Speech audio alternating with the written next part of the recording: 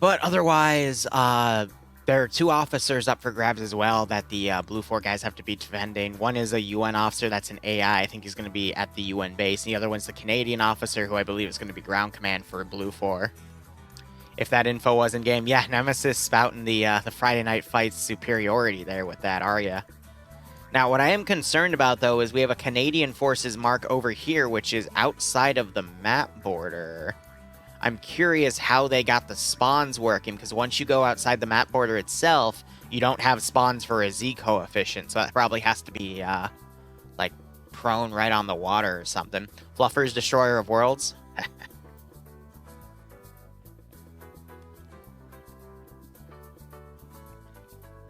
Hey, if people pay for it, I don't mind making extra stuff for pay for pain, but we'll see that tonight.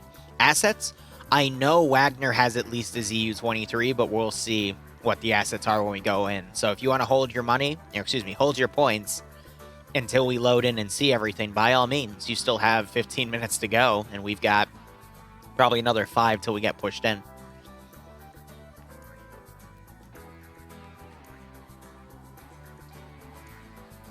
Yeah, righto, Nemesis. Can't wait to see it. I will also say, I am debating shaving off a little bit of what I do with FNF and OFCRA. Mainly because I have enough stuff from both of those communities right now. I could front log the PvP, the Arma, the Liru Shenanigans channel all the way to April right now. Not even kidding. By releasing 2 videos a day, I could front log that thing all the way to, I think, April 3rd. And that's not including what I'm going to get out of this and what I'm going to get out of Friday. Yeah, Nemesis, it literally is a PvP channel. I just have to rebrand it. But my point with that is I might start shaving off and taking one Friday off a month. And then OFCRA, I might... No, Don. No. Leave it going as is. Why are people... I mean, if people bet early, it's fine. But I'm debating that just simply because I don't want to have everything front logged too far forward, because that means we're going to have stuff coming out, for, you know, like the February ops are going to be coming out in April. You know what I mean? Like, that's how crazy this is going to go. And I still have to make montages of clips, and that can probably bump me up to like the 15th of April, to be perfectly honest. It's a lot. So you might just see me start skipping out here and there. I'm not going to do it till March, until I make a decision, because I want to see what, like, by the end of the month, just how far I can push it. But we'll see how things go. All right, they're going to push us through in 1 minute, so we'll see how things go with that. But I think, you know, just a Friday off here and there, like every month, I want to say, just so I can spend some time with Bloodwing, or spend some time on a crazy project or work on something else, I think would be a little more beneficial for me. But I've been having to do a lot of stuff, and I wanted to release a video tonight talking about it, but I think I'm going to push it to Sunday, just so I can get Pay for Pain done, MCO finished, and then I can have all of this stuff kind of, you know, pushed out to then deal with it later, you know? But I still want to be able to offer everything that I do to you guys, because, you know, I do this all for you at the end of the day. And that is specifically the PvP stuff, because I don't have a player base I need to entertain, that I need to focus on. So this is literally a labor of love for you guys. But I will say, I had to spend 48 hours literally to get all of the videos. It took me... I think we got to like 93 videos after I edited 3 weeks worth of Friday night fight stuff, took all the highlights out, all this crazy stuff. It was interesting to say the least. So this is everyone getting transferred to the TeamSpeak channel in TFAR. Or the TFAR channel in TeamSpeak, my bad. So it'll reset everyone in a second. There it is. But otherwise, 8-minute warm-up. All right, let's quickly go over everything. So we have Blue Force spawning in 2 separate places. I just want to look at the Canadians real quick. Wow. See, I'm actually curious how they did that, because when you go outside of the map border, it usually doesn't respect the Z axis. So I might just ask them a question of how they did that. Otherwise, you got the Canadian forces right here. Over here, we have the officer. So this guy is worth a few points to OpForce. They're able to eliminate him. But otherwise, the Canadians are basically going to be rocking M4s. We have a... ooh, that's a chunky scope on that. It's definitely a magnified optic on that Mark 11, so he's a marksman there. We've got some pilots with MP7s as well, some ammunition, and they're going to be flying in on an unarmed Blackhawk. Interesting. I don't see a camera underneath that either, so I don't really see the point of having a co-pilot, but it looks like they do have a pilot and co-pilot. All right. Not the choice I would have gone with, but hey, player base be player base. Otherwise, it's a small security team, which is good to see. But otherwise, looking at the rest of Blue 4, the Venezuelan paramilitary guys are going to be rocking some transport trucks. A 240 Humvee, an unarmed Humvee, another unarmed Humvee. Not a lot of vehicle armaments here for Blue 4. Interesting choice. Otherwise, Venezuelan paramilitaries themselves, we're seeing the RAS-21s, which I think are 5.56 weapons, and FAMASs as well. So actually, no, these, no, those are 7.62. I remember we had this conversation for the first round. So they got 7.62 rifles, and they've got FAMASs as well, some L1A1s in the mix as well, which, you know, F and FALs. They've got, you know, some with magnified optics as well, which it's really just an arrow, to be perfectly honest. They've been cable tying them and taking some of their ammo as well. Bro. This dude has a suppressed scar with an MGO sight. Or no, that's an E-clan. Okay, my bad. But still, that's a Chad gun right there. Holy crap. And then we see some M60s down on the field as well. Marksman with some RCO scopes as well. So a good mix of magnified optics, some MGs, but that dude has a suppressed. You have a suppressor as well on that thing? Are you the same guy? No, you don't have a suppressor. Where did he get a suppressor? So Ezio is on the multi, by the way. He did say he was going to get a suppressor on that gun. He told me in DMs. So an interesting mix, and they've got RBR 80s for their AT, their LAT. I don't see any MAT, though. Wait, yes I do. All right, so it's in the form of SMAs. But if they have medium anti-tank in the form of SMAs, that means that Wagner probably has some heavy firepower here. Is that legal? I mean, yeah. All right, so Wagner, we're going to be seeing... I'm pretty sure they have HE rounds, too, for those AT launchers. We have Iglas in play. We've got RPG-7s. We have a mix of AKs, AK-74s. I think these are AK, the carbine version, but they're 74, so they fire 5.45. We got some M4s with 203 GLs. Some SA-58s that are tricked up with some rails and whatnot. But I'm pretty sure that's 7.62 by 39 for the SA-58. So big mix of caliber. We got some AT-4s. The Iglas are interesting, but we've got another 134 car. We've got a BTR-80 Alpha. What? And we have a towable ZU-23. Damn, OPFOR's stacked. That's actually... wow. And then they got PKPs with red dots. Damn, I'd want to be OPFOR for this one. Alright, let me quickly check like the UN base and stuff. Are there any vehicles in here that they can commandeer? I just see transports. We got some Hueys in play. I think these are just purely aesthetic, though. Anything at the ammo depot? Nope. I mean, we have some defensive 50 cals. Here's the ammo depot objective that they have to blow up. 3 minutes to start. Let me look back at the UN base real quick for any statics here. Got another 50 cal. I mean, the 50 can penetrate the 80 Alpha, but... damn. I don't think they can fire the ZU-23 until it's, like, deployed as well. And then the capture zone, let's have a quick look at that. It just looks heavily fortified. We have 250 cals on the rooftop area. But that autocannon is going to shred people. All right, well, let's look at the roster here. We got Lolo being Blue 4 Command, Sayak as his 2IC, Despo being the Canadian Special Forces group, with Timex, Skipu, Pancake the Screamer, what a name, Pingus and Vexen. But if he's rocking with this group, that means we might see him in FNF as well. Sizagale and Giovanni taking the chopper. CSF, the Italian group. I know they're Italian now, so I won't call them Czech anymore because I thought they were Czech. Taking Force 1, Force 2, having Benares, Juno, and Roland.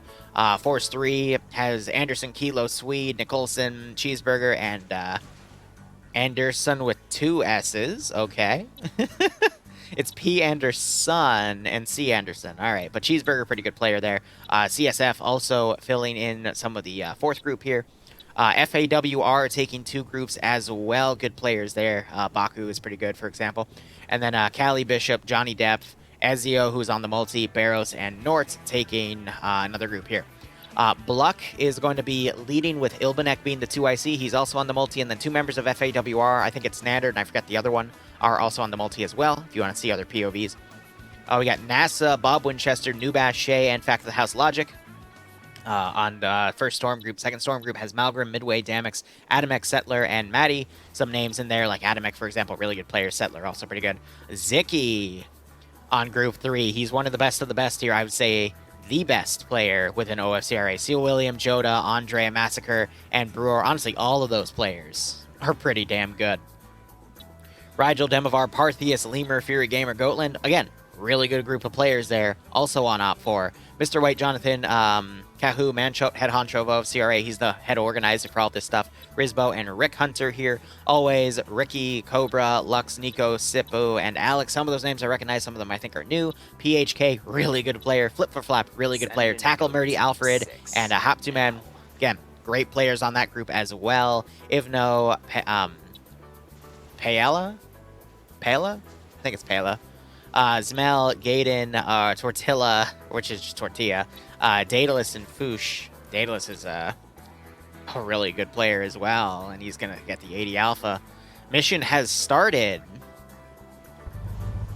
I'm going to be honest, if I were in your shoes, guys, I'd bet Op4. Op4 has a really powerful roster. They have some really powerful assets. Yes, Blue 4 have some smas, but Blue 4 is going to mainly be on the defensive here. Again, they've got 2 VIPs to guard. They have to guard, I think the VIP meeting point is here. I believe this is the UN HQ. They said when the meeting is done, the documents on a certain desk will disappear. I'm going to assume that is where the VIP is. But I can't seem to find him at the moment. That's the rooftop. There he is. All right, so yeah, so these will disappear once the meeting concludes. So they have to basically deliver the Canadian guy here and hold this compound for 30 minutes. Now, Blue 4 is going to get a pretty nice head start here. They're going to have to get their dudes in the chopper, move it around off map. And Wagner, I don't know what they're really going to do to stop that. I don't think there's any opportunity that they have. So I would just say Op4's best bet is to immediately assault the UN base and do a sweep. Maybe send a team off to the side to go to the ammo depot. But even then, Blue 4 has to defend both the UN base and the ammo depot at the same time. I would just hit the UN base first to try to stop that 30-minute timer to eliminate both VIPs there, and then go to the ammo depot. Because if they can catch both VIPs at the UN base, makes it easier. Plus, if they kill the UN VIP early, then they also deny Blue 4 the ability to score the 6 points on successfully doing the meeting. So it's a tough call, but I think Blue 4 for now is actually holding. I think because the chopper doesn't get unlocked for another few minutes. Yeah, so they're just sitting on there and waiting. That's to prevent Blue 4 from rushing out with that chopper early on, so they just got to wait it out. Which is going to let Blue 4 and Op4 deploy on the ground here. We're seeing some forces being sent around, I think, as just scouting elements to watch for when that chopper goes through. Maybe that chopper is not allowed to go off map. It has to fly over somewhere. But if it really wants to play it safe, they would just do a wide berth here. Render distance just got buffed to 2 kilometers, so they are going to rely on long distances, meaning they are intending that BTR-80 Alpha to potentially bombard an area from range, which... yeah, I wouldn't be surprised. But, I mean, the SMA's max range, I think, is like a click. click and a half at most. So we'll have to see how things go. Any launcher, you can push it up to, I think, 2.5 clicks before you literally start going off your monitor in terms of ranging. So who knows? OFCRA, what does it stand for? I'm going to be honest, I don't know. It's something in French. So I wouldn't be able to tell you. But otherwise, Blue 4, it looks like they're going to be aggressive with their defense, setting up a pretty large line here. I wonder if Op4 is going to try to sneak things across the river and go around, but that would take a lot of time for maneuvering. Anything goes there. But Joby, thanks so much for continuing your gift sub. I would ask if you are here right now still, if you could get off the stream, because I could have sworn I saw someone with your name on the roster. You were one of the Czech guys, which means you'd be with Zicky. Oh, no, that's okay. That's different. My bad. No, you're fine. My bad. My bad. It was close. Just join your ranks right on, man. I appreciate it. I want to make sure that the event's fair, because then I get yelled at by the OFCRA admins. But thank you for continuing your gift sub. Hope you keep enjoying the operations, my friend, and I hope you get a nice kick out of this scenario. But looking back at Op4's tactics here, it looks incredibly loose, which is really worrisome because by spreading out this much, Blue 4 is already starting to deploy themselves. We could see some early skirmishes where Blue 4 is able to knock out some Op4 units moving in. However, this is a territory of multiple kilometers, at least 7.5 to 8 clicks from the river to this edge of the map. So it's unlikely that anything's going to really run into each other. However, as I say that, we have one group. Wow. Oh, my God. They're just going to drive. Nope, they're going to go around. That's the...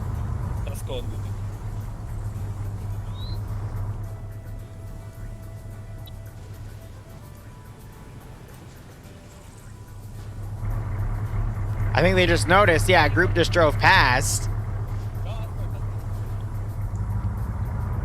I'm going to be honest with you. Yeah. Why would you drive next to a forest when you can just go off the map and then hit another road? I mean, this could be, because this is an obvious bend in the road before it goes down, you have no visibility right here on that drop-off. Driver made a good call there, and that pretty much saved them, because otherwise this group would have completely ambushed them.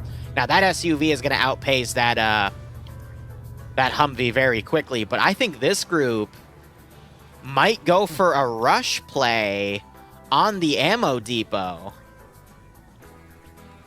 I would not be surprised if they did something like that. Hitting the ammo depot early on, they are an AT group as well, so they do have the capability to, as Op4 sets up a battle line here to then push, I believe, to the UN base. That's a very good call, but now you have Blue 4. See, I don't know why they're going to the road if they just went off-road to cut somewhere else. But Op4 might actually get away with a rush play here, because they're probably going to dismount on the outskirts of this area, check it out, see no movement, and then just blitz right in and take out the ammo depot early on for 3 free points. Putting them on the board in, honestly, record time for an OFCRA operation.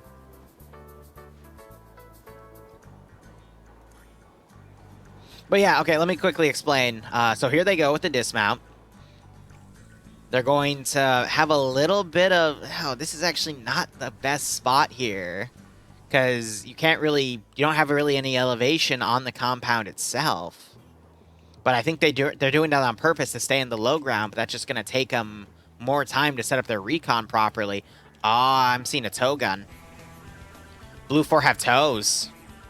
Alright, so that balances out the BTR-80 Alpha if Blue 4 has a long-range AT like that. So Op4 has to be incredibly careful moving in if Blue 4 have statics like this. But, so I'll give the full situation on Falcon while we watch Op4 set up. So Falcon got banned for 4 weeks because they claim that he went too far from his squad leader in the previous op, the one where he was going on rooftops and, like, blowing people away. And we'll see how things go with that. Yeah, Falcon, I did, because people have told me in the past that they like to bet on you specifically in OFCRA. So, locked vehicles have been unlocked, if any. All right, so I think Blue 4, yep, now mounting up in the chopper. They're going to move around. So, Falcon did really well last round, but in their eyes, Falcon basically didn't slot till the mission was about to start. And the reason for that was Falcon didn't want to touch any of the reserved groups on the roster, because if you look in the mission command and look at the link and scroll down, you'll see that they have a bunch of reserved groups for community. So he didn't want to join anything that was reserved, but no one then came up and told him where to go. So he just picked something that would be out of the way, so he went right under ground command for that operation. So what they actually have done now in OFCRA is the new policy for any individual players joining is you have to now join a specific channel to then get assignment. And that's why if you do !OFCRA now, I make a note of that in there. And they asked me to advertise that fact. So I think that's the second time I've mentioned it. But basically, Falcon, as we've all seen him go, is a very aggressive player. He's very mobile. He's very quick. Now, I went back and I reviewed the footage of that operation. There were a few times where he did push that 300-meter range of his squad leader, which was ground command at that point, but it was barely. I honestly think it was a little bit of damage control for them to ban him, but at the same time, I understand what they're going for, because most people, when they join OFCRA, they're looking for the squad-on-squad action. So they don't want any individual player to have the ability to go off on their own and tap people like what Falcon was doing in that town. Granted, with some of the tactics that I saw in that operation, Blue 4 kind of deserved it because they made a lot of misplays on that town's assault. But Falcon was kind of scapegoated for that in place of the poor tactics that were chosen. Now, that's just my opinion as someone that has perfect vision on the scenario. I've already proven time and time again that communication in PvP ops is one of the most scarce, difficult resources in the game, period. But I do feel a little bit for Falcon, but at the same time, I don't think Falcon's going to be able to get what he wants out of OFCRA anymore, just because this has shown that they're going to be pretty much watching him like a hawk. Inside jokes. The only way I see Falcon getting what he wants if he goes with groups like Zickies, which are very, very aggressive like him, but they're Czech, and I doubt they speak English, so. I know, Falcon, they're really angry with you because you went like 14-0 in the last mission. Did you die last mission? I think you eventually... No. Did Falcon die? I don't remember. Yeah, you did towards the end, that was it.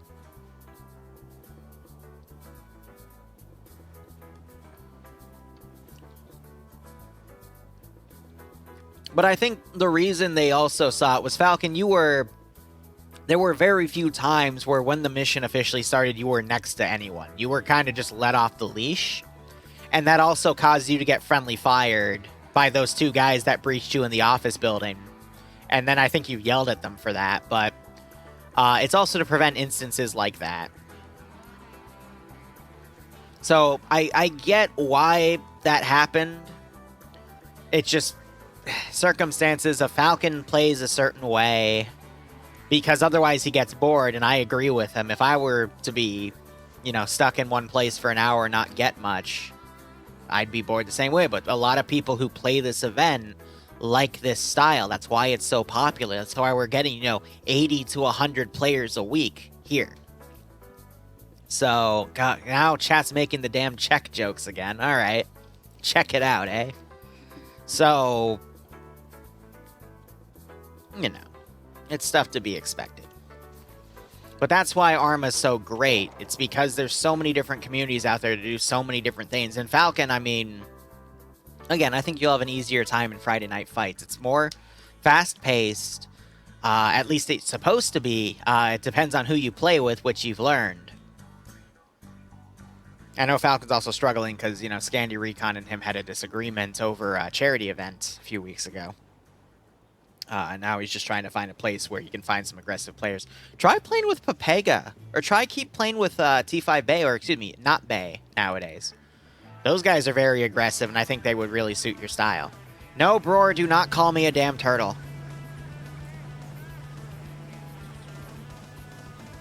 Hotshot, I know you as Logan. You're fine, dude. Right, you are Logan. Right? Trying to recall it properly. Yeah, me and T5 been friends since when he ended your streak. Yeah, no, T5's one of the best PvPers I've seen. I would say right now the best PvPers in Arma 3 that I've seen in this game, period, would be Severe for the tactics, T5 Bay, Falcon, a lot of people in Pepega, and Ziki for just overall skill. If I were to boil it down in Pepega, I would say Flux or Legal Action. But only because they've been... How would I say it? It's because we, when we see them really go at it, they're able to outperform people like Kane and Guy Fieri and whatnot in terms of the kill counts, but they don't play as often. So it kind of skews the data, in my opinion. I would say Kane, Guy Fieri, and Arma Jesus. That trinity right there, those are the three you always gotta fear, because I would say 3 out of 5 times they're gonna rock your shit pretty hard. I love how this group's overwatching the other Blue 4 group right there. We're still having a lot of subterfuge here with everything, but Blue 4, I have no idea. Oh, okay, no, so they've actually landed back here. They got Blue 4 command right here. They're guiding them in with smokes, which is good. But Joby, thanks for giving Hotshot a sub. I do appreciate that. Hope you both keep enjoying everything. And I do hope you get a nice kick out of this scenario. But now that Blue 4 has a helicopter at their disposal, I wonder how they're going to use that for transport. Hey, Boo. And Bloodwind's downstairs.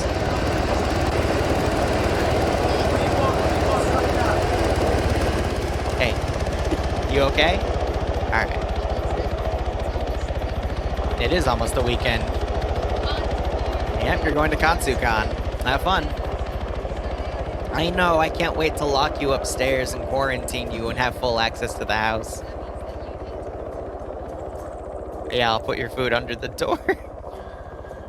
I'll just slide quesadillas underneath Chick-fil-A nuggets, sure. This is what it's like to have a relationship for what, 8.5, 9 years? I've lost count again. It's over 8. It's over 8, yeah. I'm sorry, but quarantine. I'll lock you up anytime, boo. Now, I'm wondering, because we have Op4 looking up on that hill. I don't think they've seen any Blue 4 up there just yet, because they're pretty far in here and they're not even focusing. Can you stop playing with my left bicep? Honey? I gotta work. It's okay. And I appreciate you coming downstairs and giving me some attention. Thank you. Hopefully this will be done by 5:30. Let's shoot for 5:30 for dinner, okay? You can't? Okay, gotcha. So 6 then. Alright, my bad. Bonker? Bonk. Why? What did I do? I don't know. You said you'd lock me up. You were the one who said first. But you said ditto in a slightly seductive way.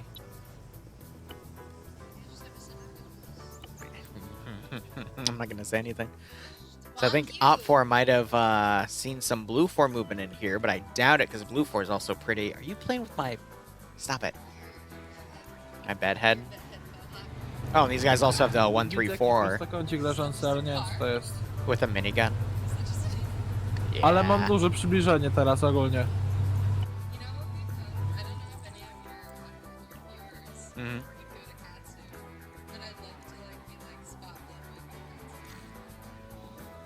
I'll mention it today and tomorrow, okay? Oh, okay. Now you don't want the attention all of a sudden. You just want to fantasize about the attention. Okay. Ugh. Women. Alright, boo. Na górę chce? Górę chce to?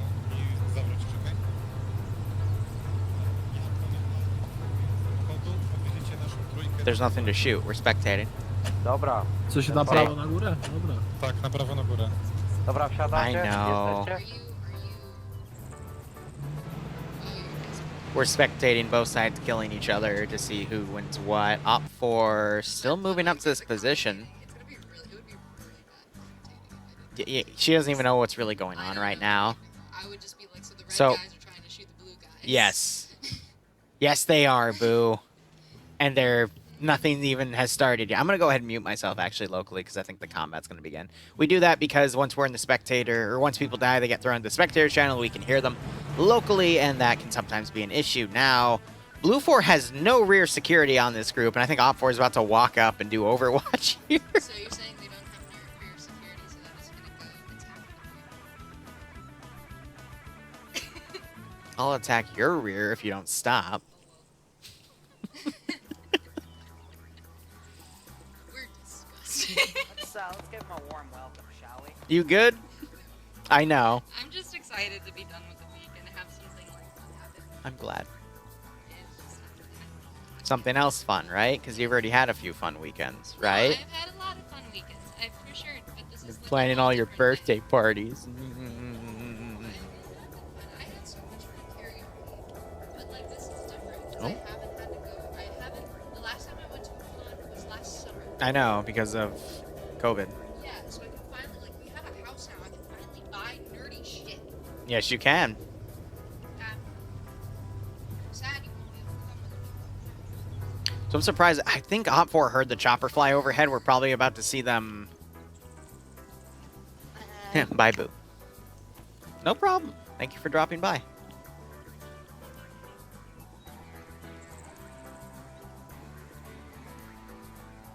You know the rule. If you shank it, if you shake it, I will get up and I'll shank it too at this point.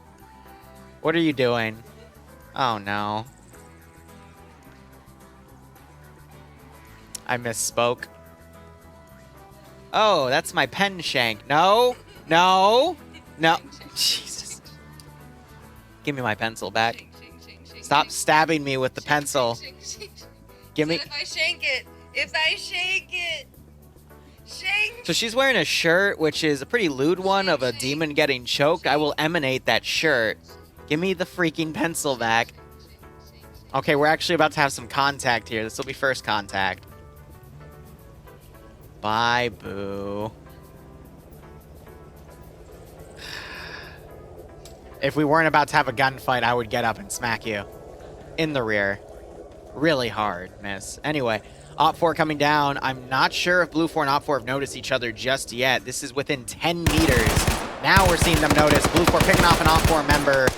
More shots going on Conan here. We got a grenade thrown up right next to Adamek. And Maddie, they take damage but don't go down. Blue 4 doing their best to hold. They're probably going to try a pullout as the rest of Blue 4 down at the base of this hill cover them. Cheeseburger getting his AT out, firing panickingly up here, doing more damage. We have another Op 4 guy down. I think that's Adamek. And now we have Malgrim firing down. Not sure if he just took anyone out. He was spraying at Anderson here.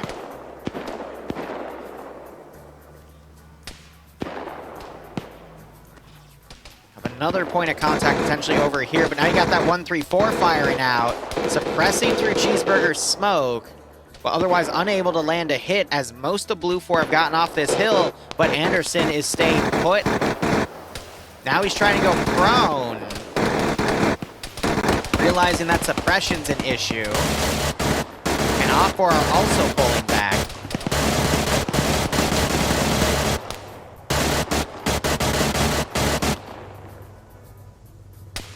So the concern here is we have Blue 4 sending a force over on the flank with their M240 Bravo Humvee.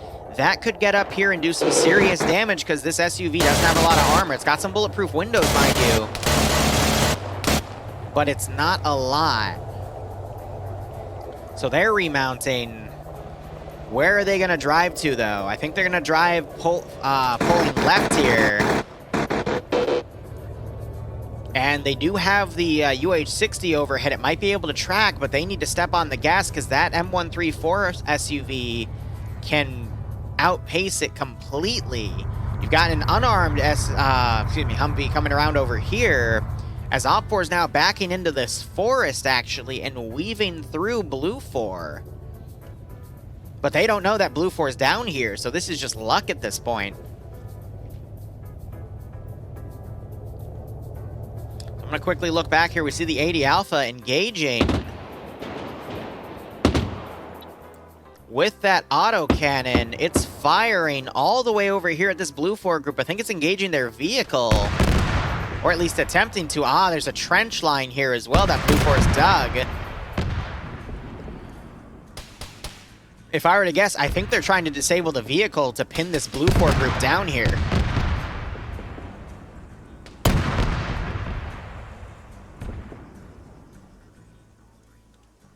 Otherwise, it's going to fall silent. You have OFCRA getting their other vehicle right here. Blue 4 doing some minor dismounting as the armed Vic now patrols around. I think OFCRA is going to be able to get out of this area. They're firing HE because you're seeing the shrapnel of the rounds on impact. But at this range, they just can't seem to get an accurate shot. You got Archangel here trying to crawl over to find a different firing position so he could potentially shoot at that BTR.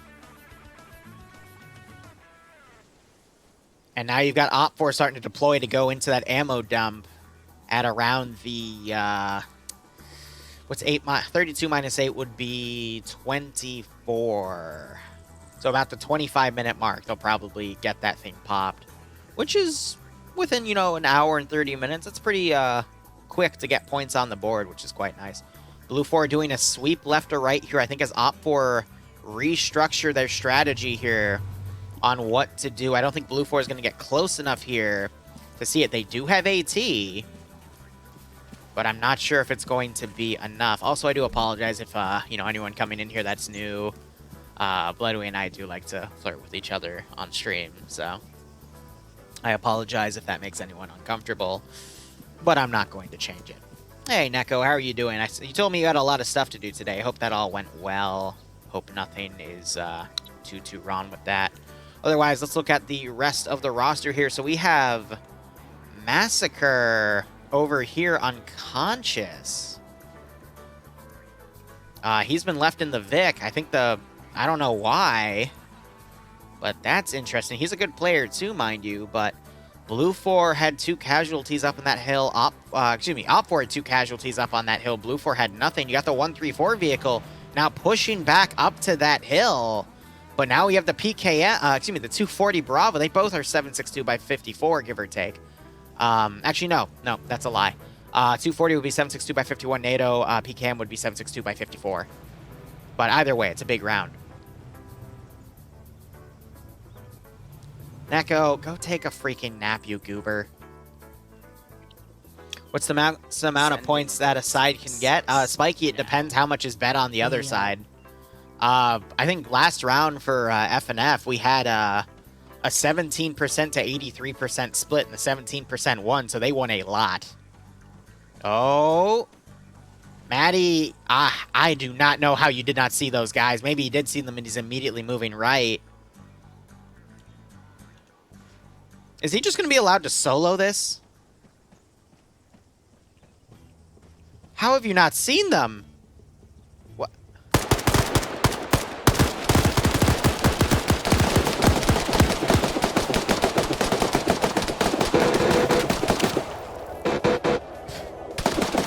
What? What? What just happened? Okay, he's turned in now. Where's that AT? Oh, beautiful hit. These guys are screwed. They're pinned between 2 Blue 4 groups here in an open field. We need to see smokes pop, and they need to immediately run. They don't even know where they're being engaged from. They actually managed to take one of the Blue 4 guys out. Now you're going to have that 240 car come down and sweep this. One of the OPFOR guys knocked out. Daymax running right up to Kosh's position. Let's see who wins that fight first. And they trade. And that just leaves Midway, but he is being engaged. He's been hit multiple times. Hey, DJ. Oh, that was brutal.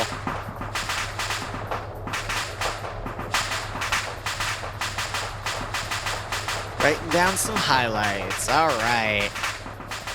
So Blue 4 took a few casualties there, but they were able to take out the 134 Vic on Op4 as well as eliminate a full group. And that was the ammo cache going off for Op4. So now Op4 has 3 points on the board. And they're getting their Igla out. Uh-oh. They do have a rocket in there because you can see the back of it. Rigel should be able to get an angle here because he is hovering. That UH-60's there. Hold up, another rocket hit it too.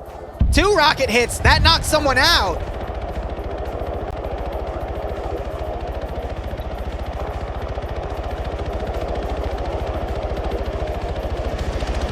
How are you alive? There's another hit. Engine's down. Another one going in. Oh, he's not. Yeah, he's dead. Yep. He tries to bail out before.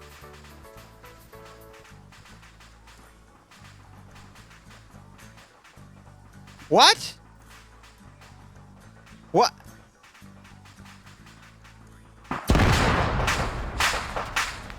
What? That's not how that works. That's not how any of this is supposed to work.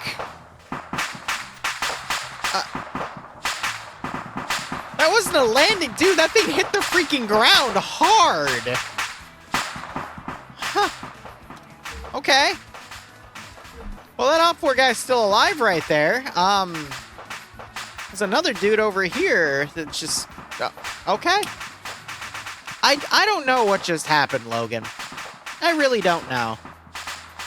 Let's just accept it and move on with our lives. All right, so Massacre bled out. I don't know why he was down in that car, but he was down in that car. Where were you? Just in the back seat and everyone forgot about you, or yeah. Yeah, he just had a heart attack and died. Cool. He's not Logan? Okay, my bad. My bad. I thought he was.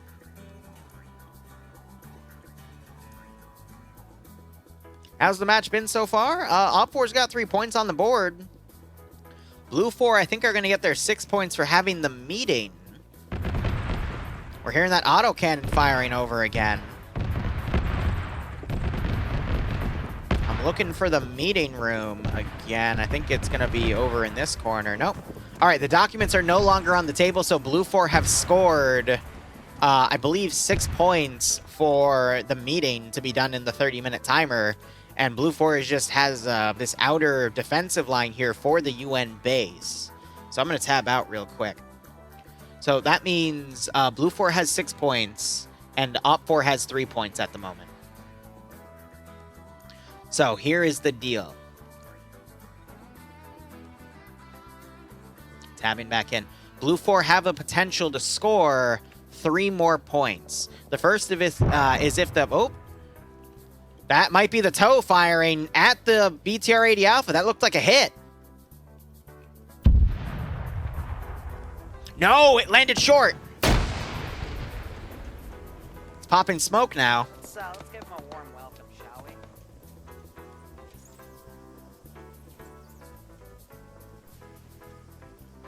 That's going to at least obscure its vision. I don't know if the toe... I think the toe landed in the grass before it was able to hit this fortified line here.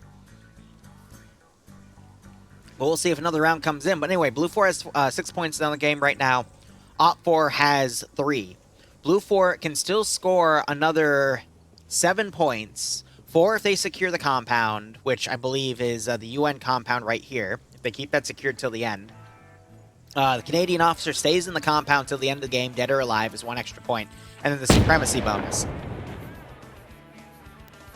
Another tow round coming in. Hits short again as the smoke billow comes out to block it. And now the BTR is firing.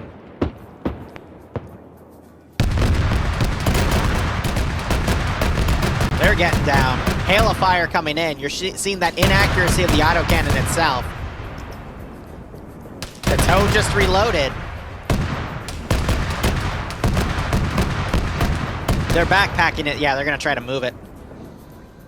Now, OFCRA, if they kill the Canadian officer and the UN officer, those were 2 points each, so 4 points there. 4 points for securing the compound, then 2 points for supremacy. So OFCRA could still get quite a few points here. Going to tab in and out real quick. But right now, it is looking in Blue 4's favor because they were able to get those 6 points. Arco, thanks so much for the Tier 2 resub at 44 months. I really do appreciate it, my man. I hope you keep enjoying the operations, and I hope you get a nice kick out of this little scenario here.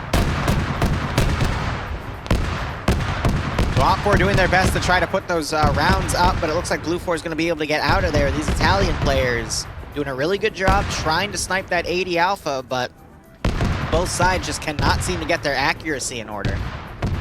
Now, here's the thing. This OFCRA group, what they need to do is potentially swing around and hit the UN base on the south, outflanking a lot of Blue 4's defenses here, because a lot of Blue 4's units are completely out of position here. So if OFCRA can utilize that to their advantage and sneak into the UN base, they could get a lot of casualties and even have control of that base within the next 20 to 30 minutes. Now, another thing I want to point out is 4 minutes ago, we officially entered what I like to call mid-game. I divide OFCRA into 3 segments because it's a 90-minute match. First 30 minutes are your early game, which you see a lot of maneuvering and deployment. Next 30 minutes is your mid-game, where you start to see some action, and then the last 30 minutes are your late game, where usually you see factions make their plays to get objective areas and try to hunker down wherever they can. This one's had a lot of early game combat, a lot of points being scored in the early game itself. So now we're going to see a much different mid and late game. But I think it's going to capitalize on whoever can rally forces to take the UN base first, either Blue 4 rallying to defend it, or OFCRA pushing everything in to assault it. OFCRA, they know where Blue 4's defensive lines are, so I think they're trying to sneak forces around. But Blue 4 having this force back here, it's too little for what they need to actually defend it. OFCRA can easily send a lot of stuff right into the UN base and bypass what Blue 4 has on the outskirts. But if OFCRA, with 3 points on the board right now, if they're able to eliminate both the UN and the Canadian officer, that will get them 2 additional points, bring their total up to 7. But if Blue 4 at least keep the officer in the perimeter here, that'll give them their 7th point because his dead body will be in the compound. I wonder if OFCRA has body bags, though, and they could physically drag his body out. That'd be pretty funny. But that would tie up the game. So that would then leave it to the supremacy bonus and whoever has control of the compound by the end of the game. So OFCRA need to go in there, take control of that base, and then just turtle it for the rest of the scenario. Meanwhile, Blue 4 need to pull their auxiliary forces back, re-establish a 360 defensive line around the UN base, because hopefully they would know that they lost the ammo depot at this point. But this right flank especially is completely out of position. And I think they were doing this to just bypass OFCRA running up the edge of the map on the right, which is a really good strategy, mind you. But now they need to adjust and pull these forces back as quick as they can. Drunk Firebear getting a sub to SL Dream. I appreciate it. Hope you both keep enjoying the operations. I do hope you get a nice kick out of this scenario. Otherwise, these two OFCRA guys have linked up together. I'm not sure. Nope, Blue 4 did find their vehicle there. So by pulling it away and using it themselves, they're going to deny these two from moving into the AO. It's only a few kilometers, though, so late game they can probably join back up. But I think Blue 4 is in a lot of trouble here because those two outside forces seem really content on staying in the outskirts. And that's giving OFCRA a lot of maneuver time to do one of two things. Either hit this position and utterly annihilate this one group and then unify their forces and push in, or bypass that group and then just push into the base itself.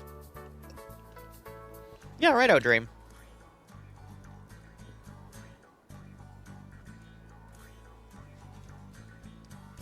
I'm going to also be curious to see if that 80 Alpha changes positions, but it's got a pretty nice overwatch vector here. It could potentially flank any of these forces coming in. Also, I want to point out, this was the helicopter pilot that survived. He was able to steal the Op4 Vic, and now he's just driving it in. I hope he doesn't get blue on blued.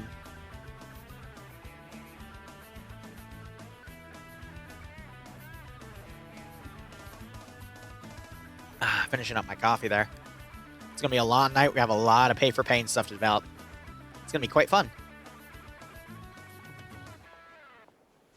Oh, yeah, no. Joining halfway in an OFCRA match would be confusing. You get all the action, but you don't get any of the context. So now we're seeing some Blue 4 guys firing at one of the Op4 groups pushing in. I wonder if that radio call out to command is going to push the remaining Blue 4 guys to pull in. It looks like they're pulling in half of their forces at either garrison to come in. That's an interesting call. You got these guys over here watching the road. I think they saw the car, but they might be thinking it's friendly because it has friendly markings on it, you know? But Op4 doing a really good job of surrounding the UN compound to do a unified attack on all fronts. But this defensive group right here is going to really stall the Op4's advance, which might give Blue 4 enough time to rally their forces and pull them in. But instead, we have this group that's pulled back here.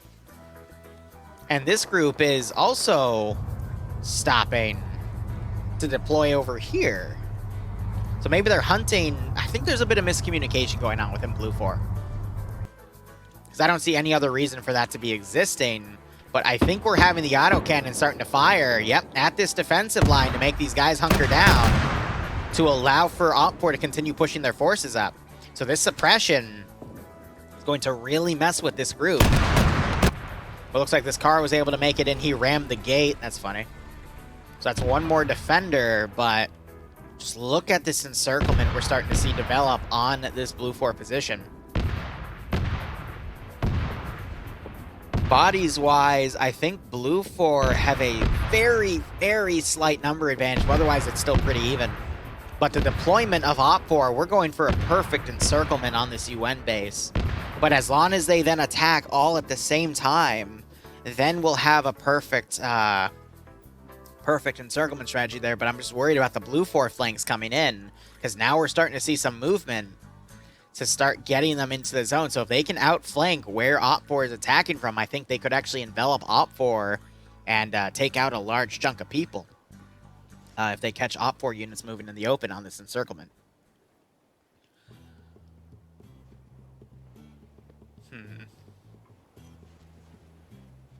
Hey, Pogo _ how you doing, man? FJB, let's take a quick look at him. Where are our friends at FJB? I know Ezio's on somewhere. There he is. All right. So, I mean, they've been doing well. They're on the outskirts side right now, so they haven't really been doing much, but at least we can say that they haven't had any casualties yet. But they're one of the groups that could fold in and help outflank Op4's advance here.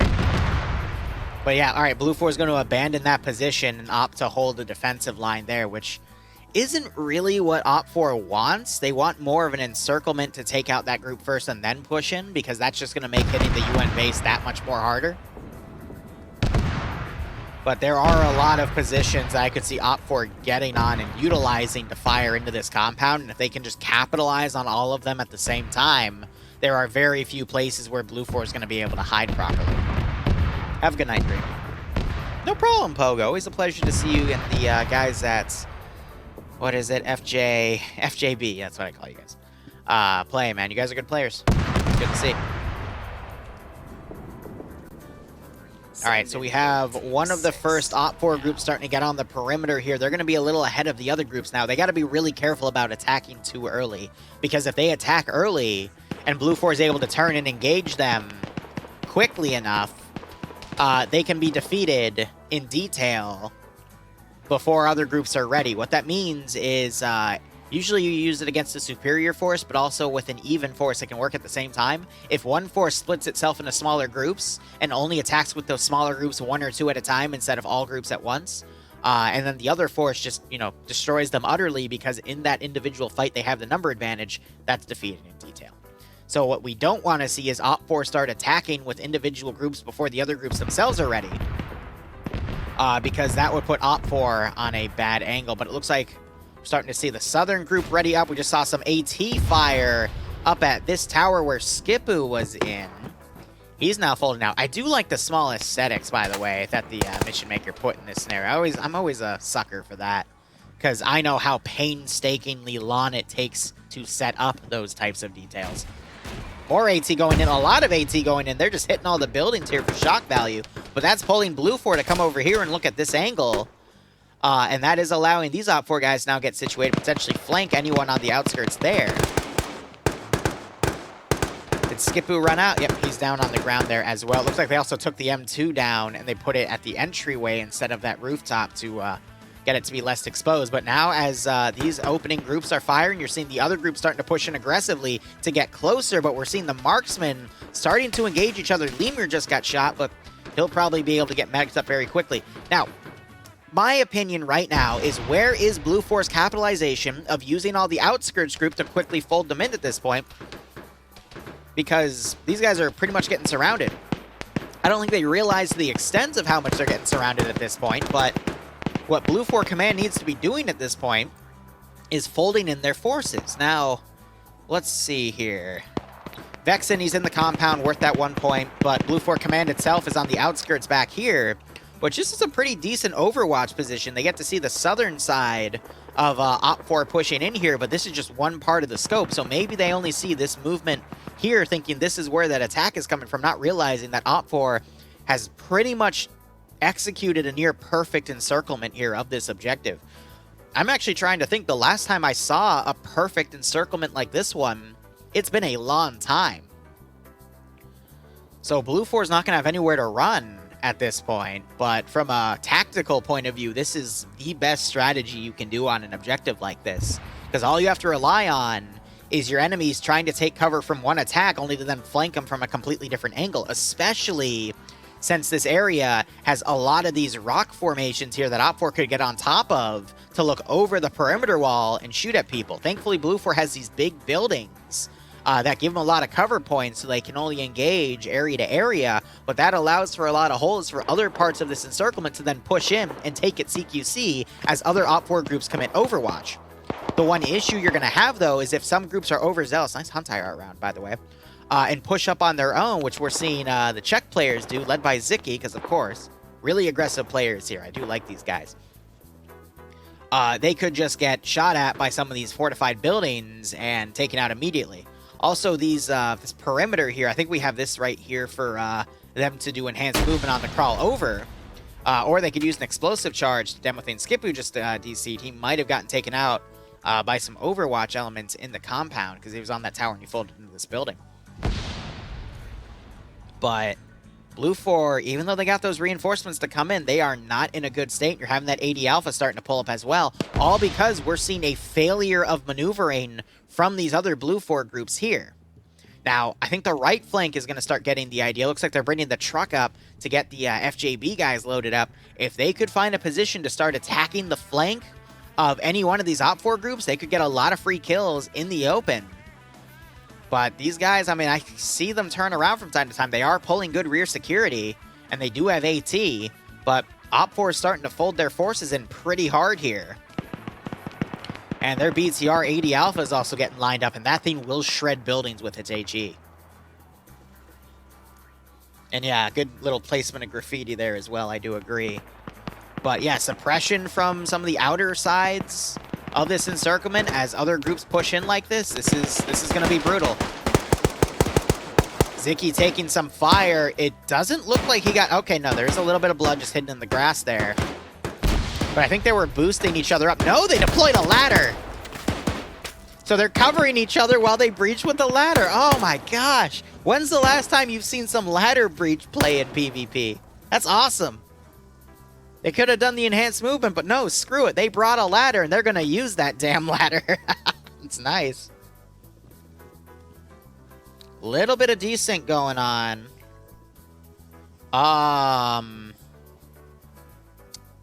What just happened? Uh-oh. I think the BTR-80 started shooting in the compound and brought one of the buildings down. Now the server's hiccuping a little bit.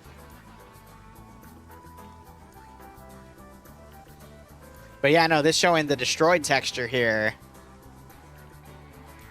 I would hate to see a server crash at this point.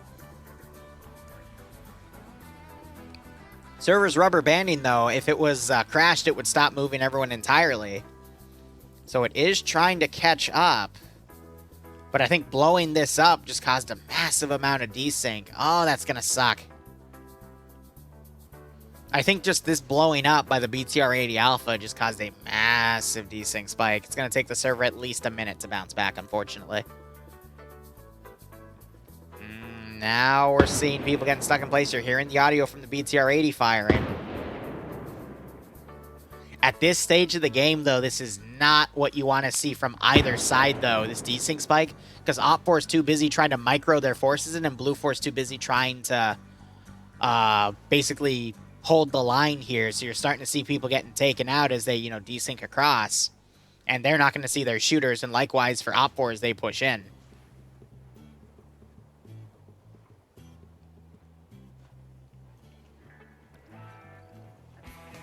And it's not helping that everyone's moving around because this is the climax of the operation, in my opinion.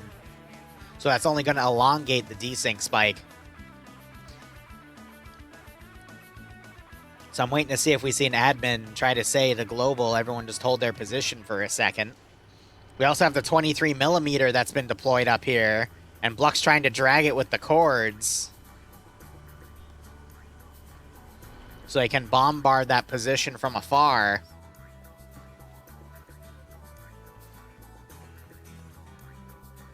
What I'm worried about, though, is sometimes the server will start kicking people to catch everyone up.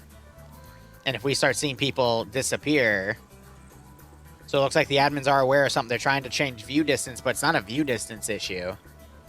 It's just the server had way too many things happen at once. I think, again, because this blew up. And that, I think, triggered the desync spike. Just a lot of errors probably hit the server at once. Now we're seeing a permanent stay here. This is where you get really worried. They're lowering the render distance even more, so I think these holds are being caused by the admin just changing things for the moment here. Oh yeah, Arma 3 resource management's just a bitch.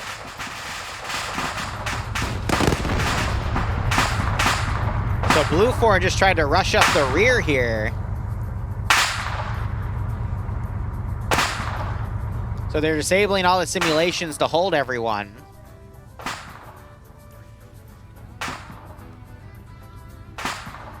So I gotta wonder, what was that Humvee doing? And where did it rush from?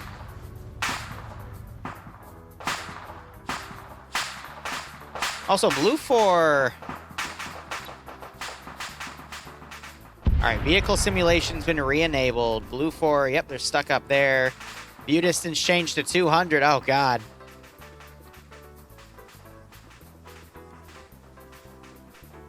So by forcing everyone to hold still, they fixed most of the desync to allow the server to catch up. I'm not gonna lie, I'd actually enjoy having a few commands like that, where if I see a desync spike, I can just hold everything in position. All right, now the view distance needs to be increased because OPFOR cannot really see. They can't cover their other units at this range, but it looks like the desync has stopped. But we're seeing some BlueFor dismounts right here. Still some hiccups. AT still hitting that Vic.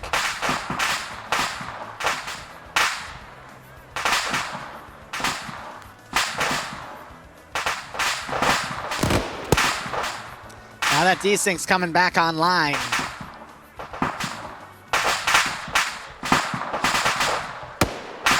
I think it's just a bad day for the server too, unfortunately. Now, I will say this, though.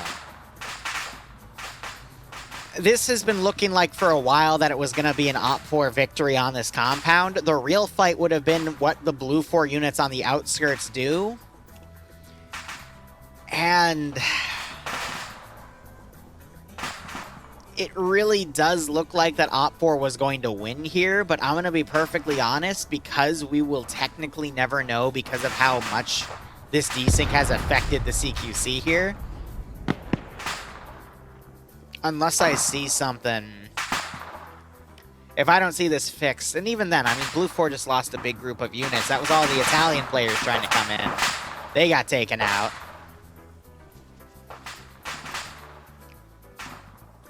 This is hellish. Don, you still in chat?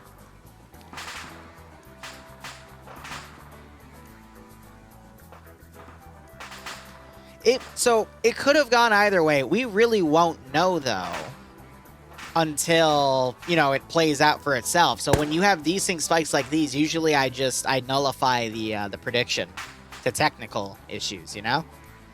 I will say it was leaning to Op4, but there have been times in the past where we have the operation go, and then out of the last second, even if one faction's severely kicking the other one's ass, the faction that's getting its butt kicked still wins because they were playing the objectives properly. But in this case, Op4 and Blue 4 would be tied once the two VIPs are eliminated in this compound. And then Op4 can just turtle this area and have a number advantage and pretty much win, to be perfectly honest.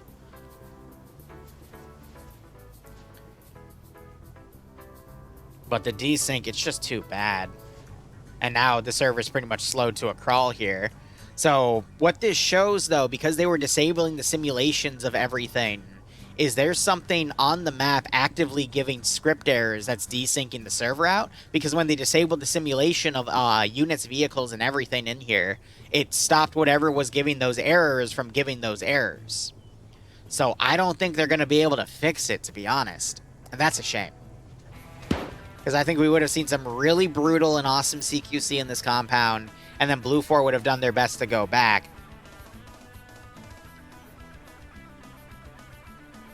So I think what's also holding this out is people are disconnecting, and when people disconnect during a desync spike, it worsens the desync spike for whatever silly reason. So they've halted everyone's position again. So actually, I take back what I said. It might have just been because some people were desyncing out or destabilizing.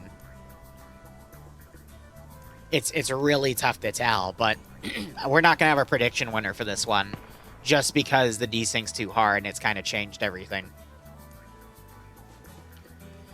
I wouldn't say it's become a cascading failure, only in the sense that because when people disconnect from a desync spike, it worsens the spike, and when the desync spike started, there was still a good few minutes of everyone moving around. I mean, Baku has to go. His people need him. Oh, now he's back. But I'll also say this. I mean, another reason this is a good tell here is we're seeing the ruins of the structures, but the structures aren't actually, you know, switching from the ruined state to this one, because what it does is it plays an animation and then deletes itself to allow for the new structure that's spawned in to be there. So that's not even initializing properly on the server side, which is why you have these really weird destroyed and not destroyed textures, which is just an indication of desync in itself. So I think the desync started when this blew up and it freaked the server out, but now you have all that set. Love to see you going strong, Liru, less than 3. Oh god, AT. But Drunk Firebell, Drunk Firebell, that's a funny one. Drunk Firebear, thanks for gifting Falcon a sub and 10. Thank you for the 43-month resub. Always a pleasure to have you drop by. I know you are really busy these days. I mean, these past 4 years have been busy for you too. You had a kid, like, you were prominent in TSB and then IRL took over, but it's always a pleasure to see you drop by, man. Hope you keep enjoying the operations. Hope you enjoy watching. Would love to have you back one day. Otherwise, cheers. Have a good one. Keep living life, man. Seriously. You deserve it.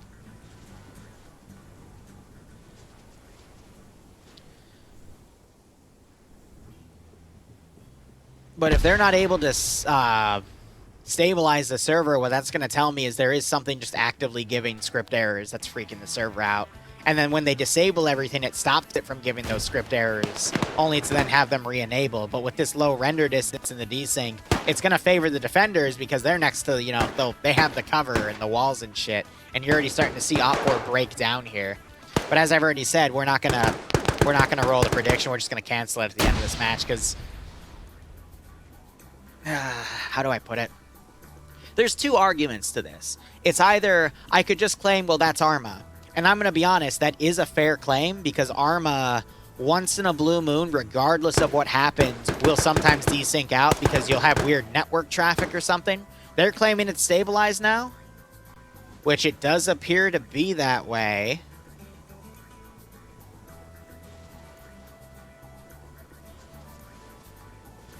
And I'm not seeing any desyncing out here. So it was just being elongated because the players kept moving and the people were disconnecting. So there wasn't any cascading errors, which is great. Because once in a blue moon, you will have something like that. You just got to be careful. This is why I also try to avoid scripted stuff in my missions. Because anything that happens, if a player leaves or rejoins a server at like plus 60 players in the server, it does get desyncy. So you got to be really careful about that. That dude just tried to RPG this man. It's funny. But you just got to be careful about shit like that, unfortunately. Getting into RP lately, have a ton of fun? Nice, Tin. Just don't do what I do and get completely lost in the sauce. Alright, there's render distance bump back up to 2K.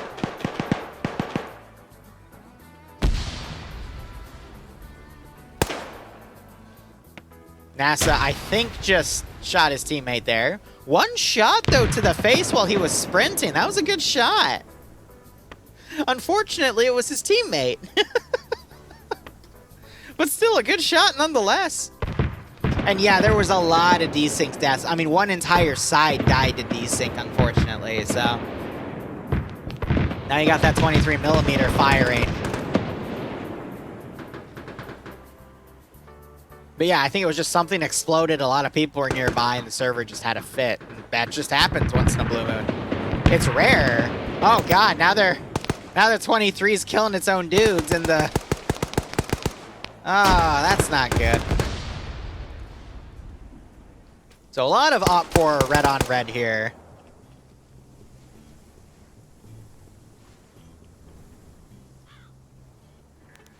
OFCRA is making their last push. I mean, now though, with that desync, that's allowed for Blue 4 to rally their forces here. We could actually see a Blue 4 victory, because now we've got forces on the flanks here slowly sweeping other forces that were coming in, then some red on red instances, and we still have this Blue 4 group in reserve. They're coming in on foot.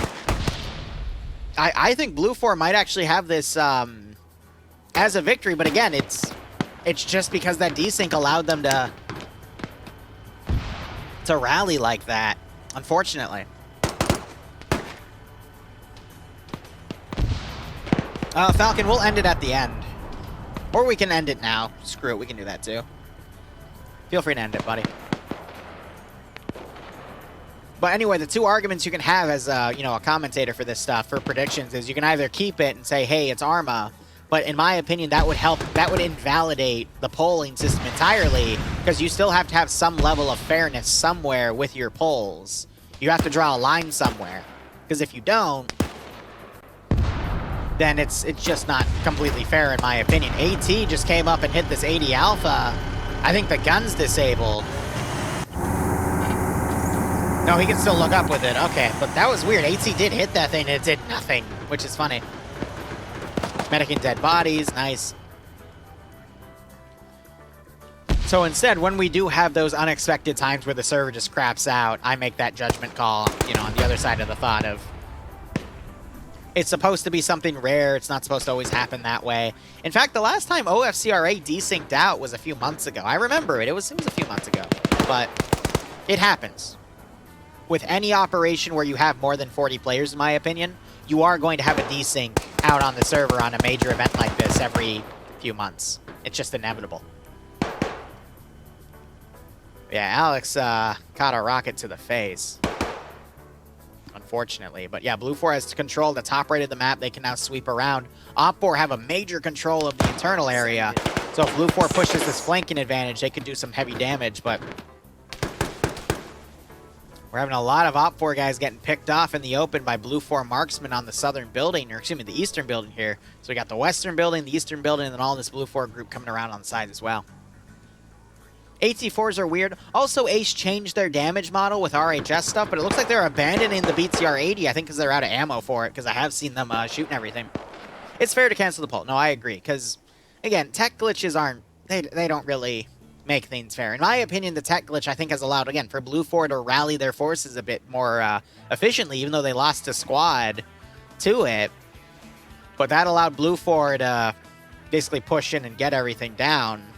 See, or Blue 4 would have dismounted earlier with that other group and be sandwiching on this other side too and completely enveloped Op 4 in their encirclement, and it would have a lot less, we'd see a lot less Op 4 players in the zone itself because Blue 4 was able to get that flank, but we'll never know because of that desync. You know what I mean? Oh, those 9 banners. 9 banners in PvP is evil. Oh, that is really cruel. Poor UN VIP is right here just trying to hold out. But Extreme Gamer, thanks for the 5-month resub. I hope you keep enjoying the operations, buddy, and I hope you get a nice kick out of this scenario. So they're doing their best to suppress that stairwell here. A lot of smokes going in to obscure everyone's vision. Fred just got hit by crossfire there. If you go up here and look left, you might get an angle on the UN guy as well. Lolo, were you Op 4 or Blue 4? Because if you were Op 4, there was a little bit of friendly fire going on.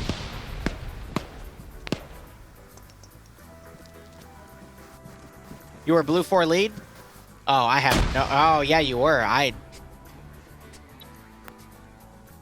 At this angle right here, probably because Blue 4 had control of this area, so I would imagine you were friendly fired.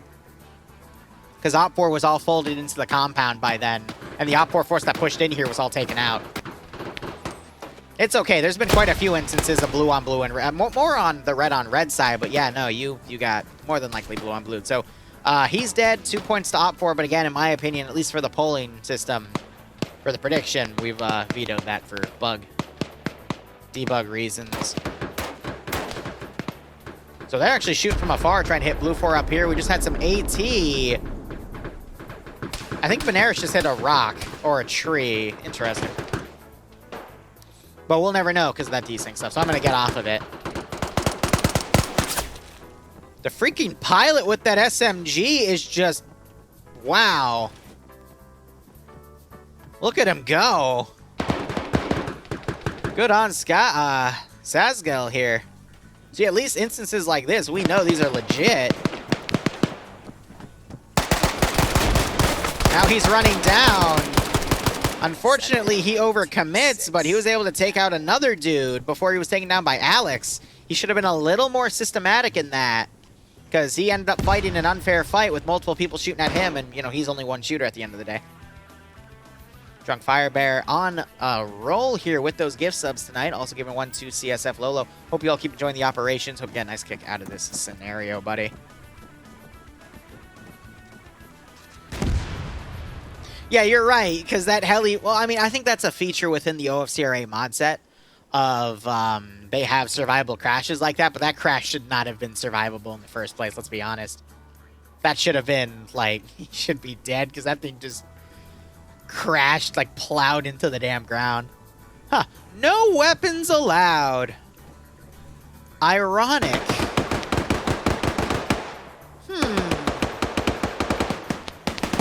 So Goatland, he got hit a few times. He's squaring off with Callie and Juno here.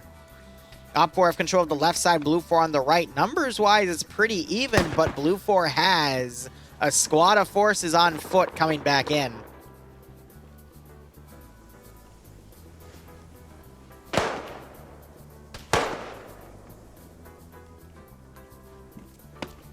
We're hearing some marksman rounds. Maybe that was on Pancake here who woke back up. Now I'm quickly trying to look for the Canadian special. Yeah, they've all died or disconnected. So I'd imagine his body is still in the AO here. So it would be 7 with 7. So it's just whoever controls this zone by the end. And we technically have another... We're at end game right now, but the desync carried out for a good, 5 to 10 minutes. Don't you love doing what the opposite of signs say? Well, I mean, apparently you do. Did Oliver just... Was there a blue triangle down there? I'm trying to see if he actually just shot a friendly or if he was shooting at these guys. I could have sworn, but maybe that was the flag. Well, Falcon, I hate to be rude, but that's probably why you got banned from OFCRA for 4 weeks. Anyway.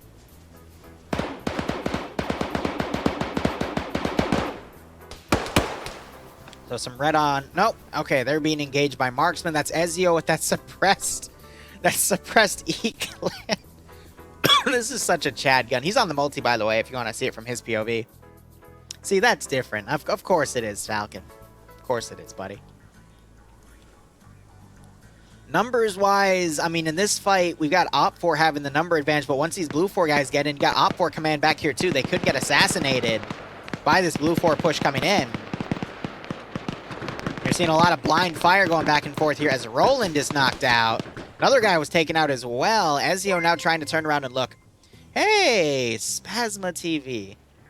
Thank you for the raid, my friend. What were you playing, if you don't mind me asking?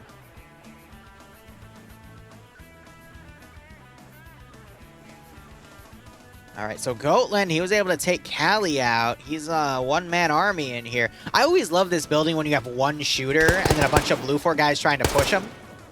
Because this guy, like this one single dude, can work a lot of magic here. Look at all these bodies, for example. So he saw ARS up there. They're trying to engage each other. We need to see a Blue 4 guy fold in. Looks like Johnny Depp got stuck in the structure. He's now running around, but he could push into this building from this, this room from this floor, take him out. But now he's being fired at by a friendly. Now Johnny's gonna push. He's gonna catch Goatland reloading. And takes him out.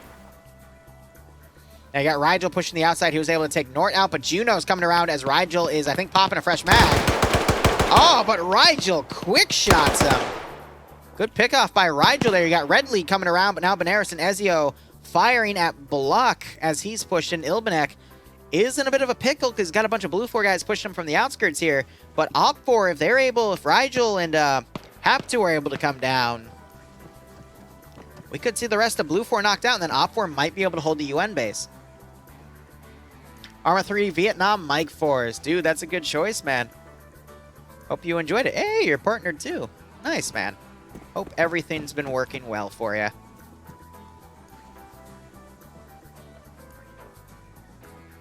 All right, Rigel coming on the outside. AR pulls out, manages to eat it as he tries to fold back in, realizing he pushed out a little too far of that building, only for Rigel to get his third kill on the outside of this building.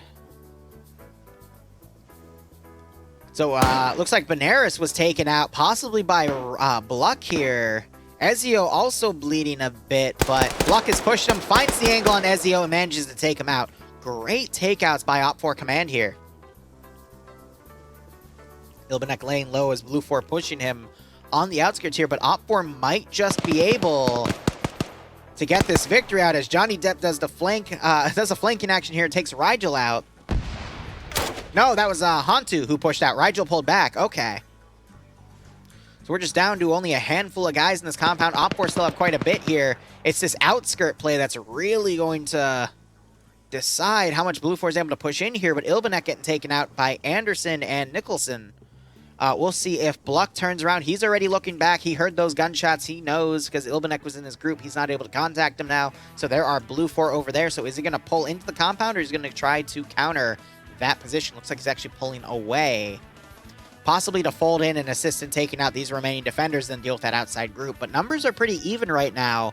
Blue 4 more stretched than OPFOR, but OPFOR has a very limited amount of players actually doing any work right now. Yeah, Reno, I'm ready for tonight. Hope you are. Yes, Lolo, the ammo depot got blown up within the first 25 minutes of actual gameplay, so 8 plus the 25, 8 minutes of safe start. OPFOR rushed that objective pretty hard. They did a good amount of recon, and then they pushed in and took it out pretty quickly. Still in the early game phase, too. Now you got Bluck running around. Bluck, you got to be careful about him because he's got that magnified optic on that M4.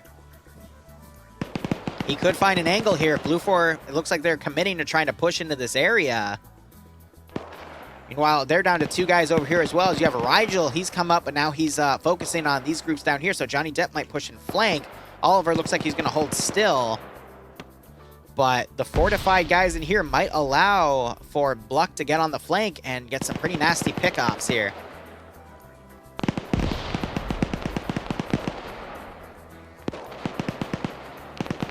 It's Spasma. I appreciate you dropping by. If you have any questions, comments, or concerns, feel free to ask. And I will do my best to get them while I juggle all of this.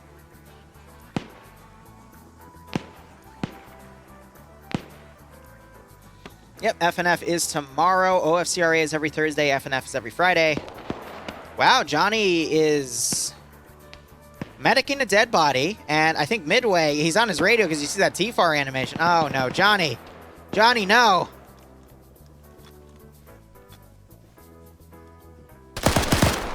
Johnny, no. What a shame. So, whenever someone's down and you have ace medical, you have to check if you can drag or carry them, because if you can't drag or carry them, they're dead. That's how you know. If you can't drag or carry, don't waste your medical on them. They're already dead. That's the meta. And I hope Johnny watches this back and checks. Meanwhile, Bluck picking off Kilo and Danny here. Taking some return fire from Smith. He also ducks a shot from the compound. And he actually, I think, just took Bluck out. So Danny waking back up. Kilo still down. Could wake up as well. That flank is no longer viable. You're now having Kinu and Midway push this building as Oliver camps the bathroom. Ah, suppressed with a magnified optic in the toilet. Okay. Not what I would be expecting here. They're going to slowly clear that building out. Meanwhile, Blue 4 starting to push forces down. I'd say Op 4 have the number advantage at this point, but that could quickly turn around. I just heard Oliver give a suppressed shot. At least I think. Yep, nope, there's the impact. His gun's looking a little long for this. He should back himself up in the corner to give him some more room at least to aim. Because if someone rushes him by charging in on his flank, he's going to have to turn that gun a lot more than if he stayed back here and just kept the gun on the door. So a little close. Of course, if you're used to playing on a high sensitivity, it's a bit nullified. But look at that. Mr. White coming around, flanking Anderson as he breaches in. Nicholson also coming down. These two, I think they breached in on their own here. They were around on this perimeter, so I think they then folded in on the left and were taken out. Nicholson and Anderson could potentially both wake back up.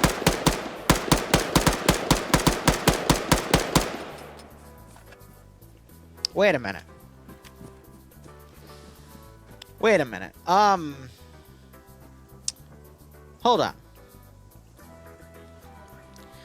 So if Falcon is right, I think when we had that desync spike, some of the walls were taken out, but from my POV, it looks like the wall's still there.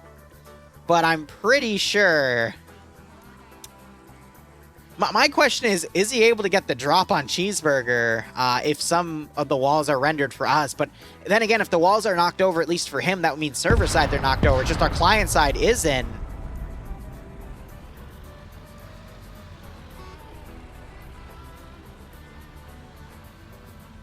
So those were inside this area. Ironic. I think Blue 4 planted those a while ago and set them on a timer. And they were actually able to get some knockouts here for that. That was definitely a Blue 4 satchel. But Blue 4 never touched this building either, so it was definitely a trap. That is the longest explosive trap timer play I've ever seen. Because the Triggerman is definitely dead, because all the original Blue 4 defenders are dead in this town now. Now you got Oliver firing from the outside here, or the inside through that window. He's trying to get some pickoffs. Unable to get any shots lined up. Midway taking some more shots. Doesn't get the headshot on him, though. Gaiden here, he's looking up at that window. Might be able to catch Oliver here. I think Oliver noticed him, though. But that gun is too long, and Gaiden just runs right under him. What are you going to do? Great grenade throw in there. That was a quick one. Now you're going to see a one-on-one on there, but that was That was a great bit of action back-to-back right there. Let's go. Let me go ahead and write that one down. Those of you new, I always like to write down the highlights so it makes it easier for me to go back and edit them out for the channel later. That was a great grenade. I'm not sure if, I think Oliver did take a little bit of damage from that, but you can hear Gaiden running in here. We're going to see a one-on-one Gaiden above him. Oh! Oh! Oh my god! Bro just freaking Batman this motherfucker.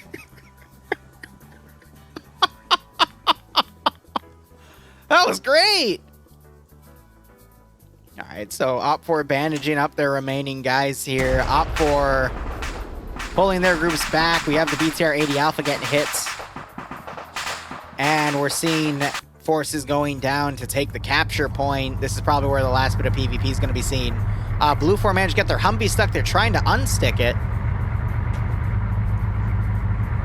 That's what we call a ninja guy. Fine. I'll accept it.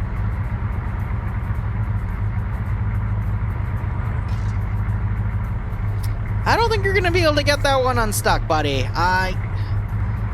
kind of got the... Yeah. Pretty sure that one's stuck.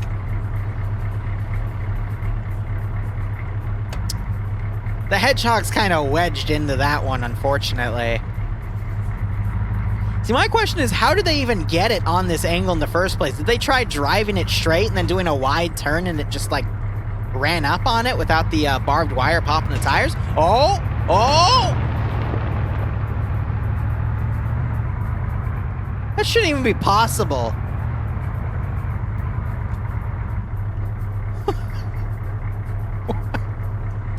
Welcome to Arma 3 PvP, where everything makes total sense. We have Batman murdering people. We have the ability to unwedge our vehicles off of Hedgehogs. Everything you know is wrong. Here in that BTR-80 Alpha continuing to cook off. You've got a few different defenders back here as the remaining Blue 4 guys push in. Now here's another question here. We've got the supremacy bonus in play. Let's count how many people are still alive on either side. We have 1, 2, 3, 4, 5, 6. I think Fury just went AFK and he's just been out there this entire time. And then we have how many people in this car? 7, 8, 9, 10. So if OPFOR loses 5 more players, Blue 4 gets 2 points. But Blue 4, I think, is only down to 6 players. So if Blue 4 loses 1 more guy, OPFOR get 2 points. That's the supremacy bonus. Oh, now this wall's knocked over.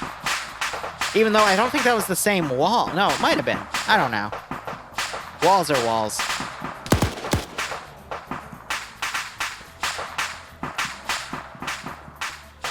So OPFOR are back here now. Yes, Falcon, for the Pogot tonight, we are going to continue from last week's campaign. It's got a few fun elements in it, too. We'll see how things go. Now, again, I'm pretty sure that chopper crash was just a script, so... That was supposed to happen. It wasn't desync related. Arma giveth and Arma take it away. Yep. Welcome to Arma 3, the equalizer of everything. They're shooting back over here. AT just fired on them. That took one of them out.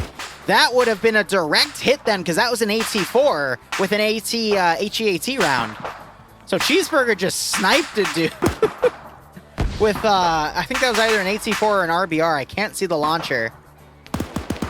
But yeah, that man is toast. Gaiden, though, coming around here. Danny caught in a reload. Quickly adjusts it, and Gaiden's able to get the headshots here. Hope I'm saying that right. It's either Gaiden or Gaiden. So it's 1v2, but Gaiden, man, Mr. Batman. Let's see if he's able to continue. I'm worried about this perimeter wall because, you know, some people might not see that it's fully up. Some people might see that parts are knocked down. And then you still have these 3 guys that were bandaging themselves over there. And then you have this 5-on-4 play. By the way, actually, no, Dan didn't fully die, so the supremacy bonus isn't in effect right now. It's only if he actually dies off. But let's quickly look back here. at this 5v3 fight, this is what's probably going to seal the deal for Blue 4. They're camping the rooftops here. Dog taking the high ground as Op4 are slowly pushing up this area. You're hearing grenades being thrown, so Blue 4 knows they're up here. Or they're downstairs, excuse me. Wonder if Coney's going to throw grenades up there.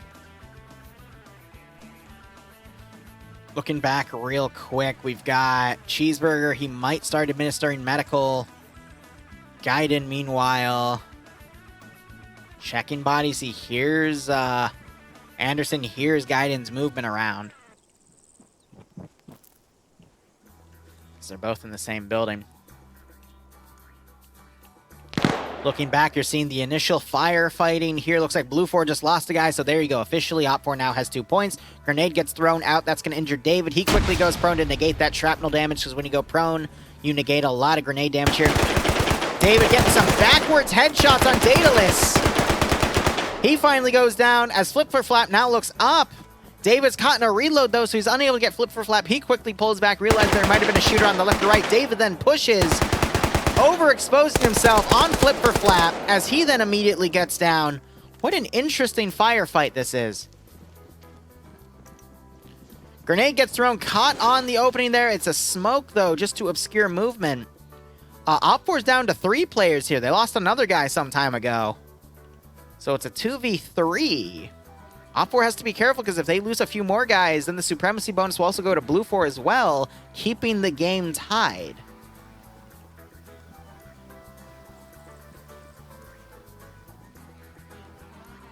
I don't think it's an issue, Lolo, on quote-unquote being a PvP expert. I think it's just a matter of sometimes you will get headshots in this game, but Arma will not register them because the hitboxes can be a little funky. I've seen people get shot in the head and just tank the rounds, and that dude wasn't even wearing a freaking helmet. So it looks like Gaiden found that other guy and was able to take him out. I believe this is his body right here. And now he's looking for Cheeseburger, but Cheeseburger is a very good player himself. He's walking. Roasted Greek potatoes, please, Boo. Yes. So it's Bloodwing's turn to make dinner tonight. You're just asking me if we want French fries or roasted Greek potatoes, and I will always go for that ethnic option. Is this a new battlefield? Yeah. Gaiden putting some shots down on the ground, realizing that these are all friendlies. He's like, hey, how are you guys doing? I've been doing all the work for the past 10 minutes. Why don't you guys pull some weight? All right, Op4. I mean, Op4 have the number advantage here, so if everyone pushes in. We also have Rigel, who's been doing a really great job. He's trying to get on the rooftops here. This is a really smart flanking play, because he might be able to catch Dog out of position, as David wins that one firefight against Flip for Flap. Rigel, yep, just tried to find the angle on Dog. If he's patient and Dog holds his position. Great grenade throws by Mr. White as well. Unfortunately, they're being caught. Dog might look over.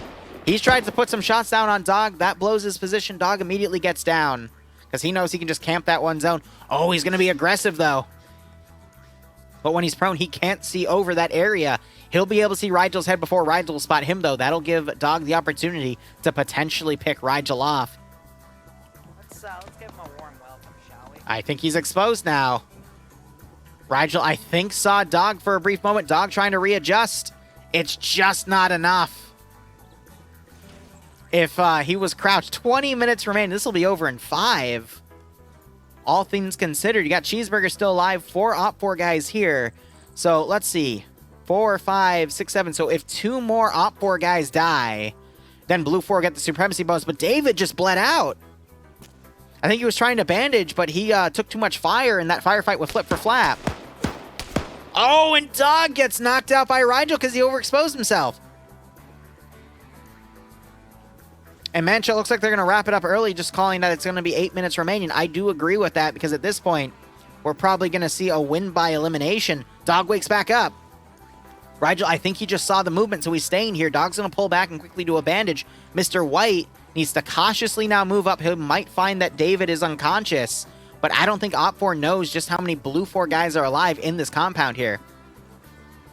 Do they still do the arm flap thing? What, you mean the ragdoll? Yes, sometimes that still happens.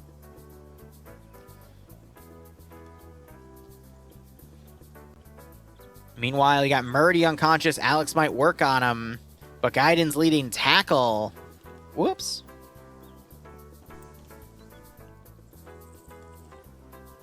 As they're trying to come around, but Cheeseburger laying low here.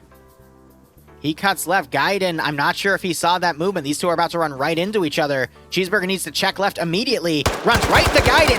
Gaiden moves past. And Gaiden gets the kill. Switches to a secondary, immediately looks around. Now we need to see the double tap on Cheeseburger. What did you just put down? Oh, he's switching guns. I think because he ran out of ammo and realized he didn't have a secondary mag to pull. Oh, shit, he's putting his stuff on, too. And there goes Cheeseburger. So that is that objective cleared, UN base secured for OPFOR here. Blue 4, meanwhile, still on the 1v2. Dog is just going to camp this final area. OPFOR, they've got 4 guys there, the 5th, a 6th, and 7th. So OPFOR still having 2. Rigel pushing up. Honestly, Rigel just needs to pop grenades up here and he'll be fine. Rigel might see something. The antenna. Oh, and he gets headshotted. I think that's GG. So again, officially OPFOR wins, but because of that desync spike in the mid-game, right at the climax of this scenario. I was thinking it was going to be an OPFOR victory anyway, but we already avoided the prediction because of that desync throwing everything out of whack. I think Blue 4 still had a chance in that desync spike to counter and do that encirclement, but that's it. There are no more Blue 4 left on the map at this point. Let me just quickly fact check that. Skull, unconscious. Yep, it's GG. All right. So here is the deal, guys. Rest of the day at 8 p.m. we will have... Yeah, they literally got everything they could on that round, so that was great. But it was close. 1-6. One more and they would have gotten 2 more points, but again, it was the supremacy bonus that pushed them up. And the compound was worth 4. But 8 p.m., we're going to have a Zeus up. It's going to be with Pog, a quick hour and a half up. I'm not going to do TMTM tonight. Instead, we're going to show off some pay-for-pain mission development. And you guys are going to witness some custom composition creation, as well as I'll show you guys the menu and how I'm going to structure that operation for Saturday. So get your wallets ready. And Plinko is going to be up for grabs as well. So thank you so much for watching. Go operate operationally. I'm sorry, Spiky. I got to work. But otherwise, cheers, guys, and have a good one.